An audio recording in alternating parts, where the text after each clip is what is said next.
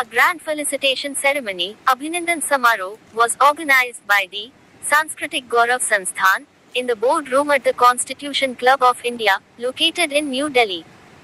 In this dignified program, the national president of the organization, Shri Kapil Khanna ji, was present as the chief guest and was warmly welcomed by the members of the organization. This event was held from 3 p.m. to 5 p.m., in which the Delhi State President, Shri Ved Prakash ji, along with other honored office bearers and members, participated in large numbers.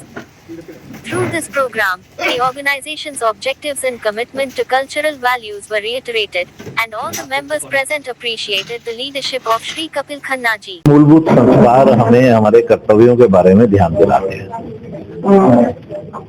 पाश्चात्य जगत और भारतीय संस्कृति और सभ्यता में यही मूलभूत अंतर है। हमारा ये मानना है कि जब हम अपने कर्तव्यों का अनुपालन करेंगे तो बाकी समाज के जितने भी अधिकार हैं वो अपने आप ही उसमें निहित हो जाते हैं। हमारे यहाँ पर बच्चों को अपने अधिकार मांगने की आवश्यकता नहीं है, माता पिता उसको अपना कर्तव्य समझकर पूर्ण करते हैं।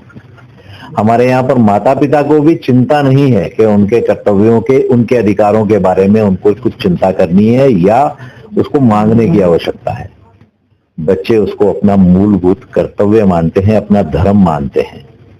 इसी विचारों को इन सब विषयों के द्वारा हम पूरे समाज में पहुंचाएं, सांस्कृतिक गौरव संस्थान का मूल कार्य यही है और इसी को लेकर हमने लगभग 30 वर्ष पूर्व इस संस्थान की स्थापना की।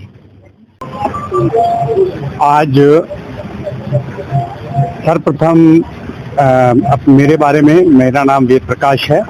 मेरे पास सांस्कृतिक गौरव संस्थान दिल्ली प्रदेश की अध्यक्ष की जिम्मेदारी है।